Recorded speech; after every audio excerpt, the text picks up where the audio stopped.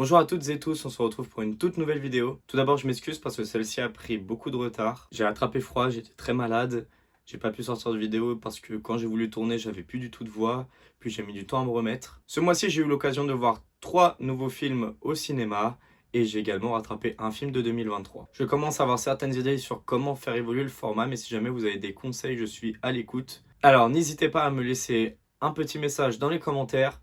N'oubliez pas de liker la vidéo et de vous abonner. Et c'est parti, on commence avec le premier film. Je vais tout faire pour t'aider à surmonter tes peurs, même si je dois en mourir. Et pour ta gouverne, je suis immortel, donc ça prendra tout le temps qu'il faudra.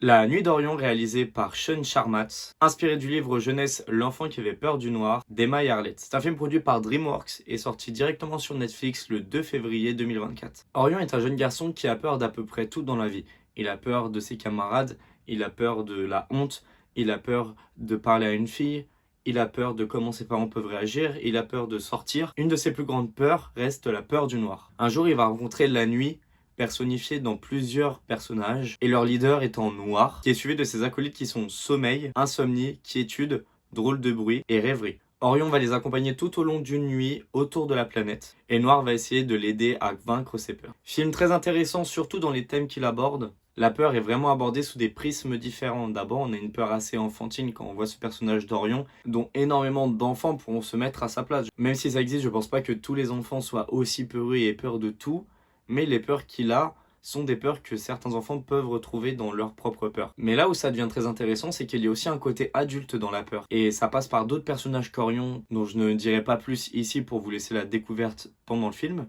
Mais on a tout un questionnement sur la peur de l'échec, la peur de décevoir. Alors l'animation est en 3D, elle a un style un peu particulier qui fait un peu un style pâte à modeler. Et elle va parfois aller chercher de la 2D. Alors pour le coup, je comprends le principe, le sens qui est apporté aux scènes qui sont en 2D, puisque c'est des scènes dans l'imaginaire d'Orion. Néanmoins, j'ai quand même eu l'impression que certains backgrounds changeaient de direction artistique sans avoir vraiment de sens dans ces moments-là. Et bien que l'animation soit de qualité et que les thèmes abordés soient vraiment très parlants pour moi personnellement, et je pense qu'ils parleront à énormément de personnes, le scénario n'a malheureusement pas su me convaincre. Il part un peu trop dans des délires sur la fin, mais bien sûr, cela ce sera à l'appréciation de chacun. Donc comme je vous l'ai dit, par rapport au thème, je pense que c'est un film qui pourra convenir à petits et grands.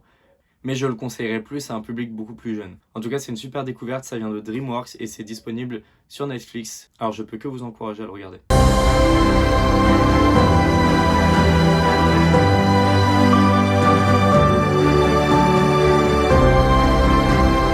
C'est vous qui avez construit tout ça! Et nous enchaînons sur Le Royaume de Kensuke, réalisé par Neil Boyle et Kirk Hendry. C'est également une adaptation, c'est l'adaptation du roman éponyme de Michael Morpurgo et c'est sorti le 7 février 2024 en salle. Le jeune Michael voyage en mer avec sa famille qui a décidé de faire le tour du monde sur une sorte de voilier. Seulement le petit Michael est un petit peu têtu et il va embarquer avec eux leur chien. Donc tout le monde en regardant ça se doute que emmener un chien sur un voilier c'est pas vraiment forcément une très bonne idée. Et un soir de tempête, alors que Michael, ses parents et sa sœur se mettent à l'abri, Michael décide d'aller chercher son chien qui était resté dans une espèce de petite cabane sur le pont, qui visiblement ne risquait rien. Et du coup, s'ensuit un accident, les deux passent par-dessus bord et manquent de se noyer, mais par chance, ils se retrouvent échoués sur une île. Les premiers jours, ils restent bloqués sur la plage, ils essayent de faire des alertes pour qu'on les retrouve, mais ça ne fonctionne pas. Michael se rend rapidement compte que quelqu'un prend soin de lui apporte à manger, et en fait, il va finir par rencontrer cette personne en faisant un appel SOS avec du feu. Cette personne va complètement arrêter le SOS, il va éteindre les flammes. Michael ne comprend pas trop, la personne ne lui parle pas et s'en va. Et Michael va essayer d'aller à sa poursuite à travers la forêt et il va finir par le rencontrer. C'est le vieux Kensuke et du coup, on est dans son royaume, sur son île où il a échoué lui bien avant, où il a décidé de prendre sous sa protection la faune et la flore et de lutter contre les braconniers. Et du coup, Michael va finir par s'attacher au Kensuke et réciproquement, et il va apprendre beaucoup de la vie et il va apprendre à mener une vie à la manière de Kensuke. Alors comme vous avez pu voir, le caractère du gamin m'a beaucoup exaspéré sur le début du film, mais ça fait qu'il a une excellente évolution tout du long. C'est vraiment un très beau film. L'histoire est vraiment très touchante et sensibilisante, notamment sur la sauvegarde des animaux, des lieux sauvages, etc. Ça dénonce énormément le braconnage. Le passé de Kensuke aussi est très triste lorsqu'on apprend comment il a fait pour échouer sur cette île. et ça nous permet de retracer une partie sombre de l'histoire du Japon. La direction artistique est vraiment très belle, on a énormément de décors qui sont vraiment très beaux. L'animation est soignée, elle est principalement en 2D, elle va tricher quelquefois avec de la 3D, mais c'est tellement bien fait que parfois ça ne se remarque à peine. J'ai été voir ce film par curiosité, la bande-annonce ne me disait pas grand-chose, mais comme c'était le seul film d'animation qui sortait cette semaine-là, j'y suis allé. Le chara-design, le style de direction artistique utilisé notamment sur le trait des personnages, me plaît énormément parce que ça se rapproche un peu de ce que j'aimerais faire plus tard. Alors, j'ai trouvé que c'était vraiment un très beau film dans les messages qu'il apporte et aussi dans son style graphique. Donc si vous l'avez encore disponible en salle, je peux que vous encourager à le voir. Et sinon à le voir plus tard. Je pense que c'est un film qui peut être destiné aux enfants mais qui sont pas trop jeunes parce qu'il a quand même une part éducative, mais j'ai peur que les trop jeunes enfants ne puissent pas la comprendre. Bienvenue dans un monde merveilleux. Et si vos rêves devenaient réalité? La légende du restaurant des abysses. Bonjour, y a quelqu'un? Notre patron est un véritable artiste. Pour continuer, nous allons parler du Royaume des Abysses, réalisé par Tian Xiaopeng et sorti le 21 février 2024. C'est l'histoire de la petite Shenshu, c'est une enfant d'une famille recomposée, donc son père est là, et du coup elle part en voyage avec son père, sa belle-mère et son demi-frère. Savoir que ça se voit qu'elle a un peu de mal avec sa belle-mère, son père ne lui prête pas énormément d'attention, et le soir il va y avoir une espèce de tornade en fait pendant qu'ils sont sur leur croisière, qui va créer d'énormes vagues.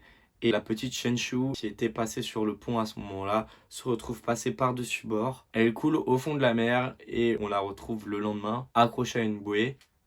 Et c'est à ce moment-là qu'elle va découvrir le restaurant des abysses.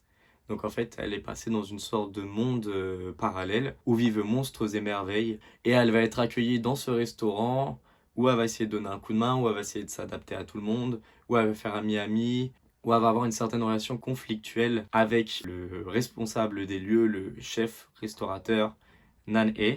Ce film dégage vraiment une puissance incroyable dans son animation. C'est vraiment de la qualité extrême. Il a une patte graphique incroyable. L'ADA est vraiment très intéressante. On a un style 3D mais avec une modélisation vraiment très réaliste. Alors que paradoxalement, l'animation fait très cartoon et ça apporte du charme à ce film. Bien que ça puisse un peu déranger au premier abord, on s'y habitue assez rapidement. Le film regorge d'idées graphiques somptueuses. C'est parfois à la limite de l'épilepsie, j'en conviens, mais ça m'a laissé sans voix par sa beauté. Le scénario, quant à lui, paraît un peu simple. Il va directement au but, mais il réserve quelques surprises. Si on est bien attentif, tout est préparé en amont et on peut déjà comprendre un peu tout avant la révélation. Mais lorsque ça nous amène à la fin, c'est une fin que j'ai beaucoup aimée. On va dans ce film traiter de la solitude et de la sensation d'abandon que va avoir la petite Shenshu dans sa famille recomposée. Pour finir sur ce film, je pense que certains ne pourront s'empêcher de crier au plagiat pour le voyage de Chihiro, parce qu'il y a certes énormément de ressemblances, mais à ce point-là, je pense plutôt dire que c'est un hommage plutôt qu'un plagiat, parce qu'au final, on n'a pas la même fin, le début n'est pas non plus le même, les péripéties vécues non plus. Non, c'est juste une petite fille qui perd ses parents, qui va se retrouver dans un autre monde, qui va devoir rencontrer des créatures, qui va devoir se lier d'amitié avec eux. Mais bon, je pense pas que le voyage de Chihiro soit le genre de film qui a inventé ces trames-là. Hein. Pour revenir du coup à ce que je peux appeler un hommage au voyage de Chihiro, c'est sur certains plans, oui, effectivement, c'est une petite fille où on va avoir un restaurant au lieu des stations thermales qu'on va avoir dans le voyage de Chihiro. Mais moi, je vois vraiment la petite fille vraiment comme un hommage. Sa manière de se déplacer, c'est exactement la même que Chihiro, c'est pas pour rien. Je pense que le réalisateur est un fan et que du coup, il a voulu faire un petit clin d'œil à l'œuvre de Hayao Miyazaki. Ce film est encore disponible dans certaines salles, alors je vous encourage vraiment à aller le voir. Et de toute façon, même si vous n'avez pas le temps de le voir au cinéma, c'est un film que vous devez absolument rattraper. Alors quand vous l'aurez disponible en physique ou en streaming légal, n'hésitez pas à le regarder parce que c'est vraiment une très très belle découverte. Les garçons, où étiez-vous passés?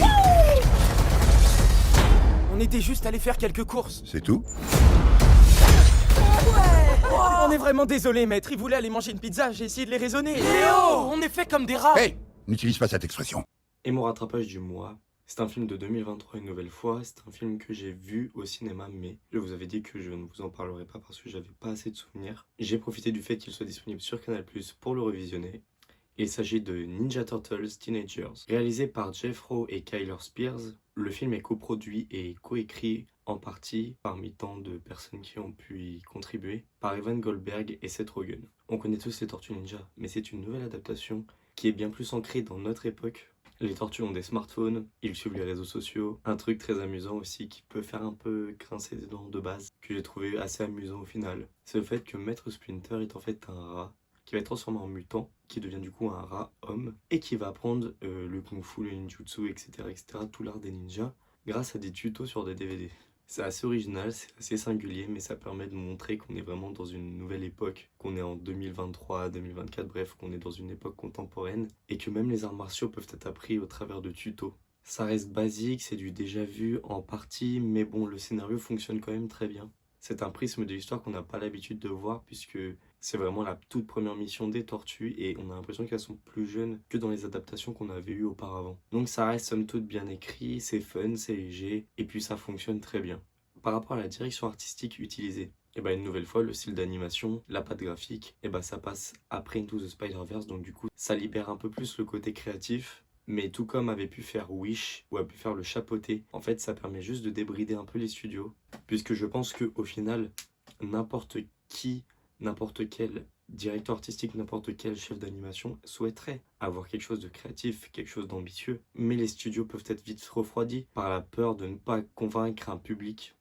Et je pense que la prise de risque qui a été prise avec Spider-Verse, qui lui a valu un Oscar, pour le coup on peut que féliciter Sony Animation, a permis aux autres studios de se débrider un petit peu. C'est pourquoi je pense qu'on a pu avoir ce style d'animation grâce à Into the Spider-Verse. Néanmoins, ce film a sa propre patte graphique et n'est en rien une copie de Into the Spider-Verse. L'animation est super chouette. Je pense que moi je peux faire une remarque sur ce film-là que j'avais vu sur Across the Spider-Verse pour le coup. Sur le film Spider-Man, j'avais pas vu le problème. Là, j'avoue qu'il y a tellement d'informations à l'image que ça fait un peu fouillis. Et ça fourmille de détails qu'on n'a même pas le temps de tous remarquer. On a vraiment des décors très chargés. Mais le style est innovant et ça reste vraiment très plaisant à voir. Et pour le coup, le film en partie a été fait par Micros Animation, qui est une société d'animation française. Et lors de ma dernière année d'études, j'ai pu assister à une masterclass d'une personne qui a travaillé sur les backgrounds. C'était vraiment très intéressant. Du coup, le film est aujourd'hui disponible en physique ou en VOD et sur Canal+. Donc si vous avez l'occasion de le voir, si vous cherchez un film à acheter ou quoi que ce soit, je vous conseille vivement ce film-là parce que il apporte un renouveau, il apporte de la légèreté et je pense que il va forcément plaire à énormément de monde. C'est pour petits et grands. Donc je vous encourage vraiment à voir ce film. Et voilà, c'est fini pour ce rewatch de février qui est arrivé un peu tard et je m'en excuse. J'espère vous avoir rendu curieux de découvrir certaines de ces œuvres. J'espère que vous aurez encore l'occasion d'en voir au cinéma, sinon de les voir plus tard par des moyens légaux, évidemment. N'oubliez pas, encore une fois, ça permet le référencement, ça permet que plus de personnes puissent voir ma vidéo, des personnes qui seraient vraiment intéressées par ce type de contenu. Comme je vous l'ai dit au début, n'importe quel avis est important pour moi, alors n'hésitez pas à le laisser en commentaire, à liker et à vous abonner. Merci infiniment pour votre visionnage et on se retrouve en début du mois prochain pour un nouveau rewatch.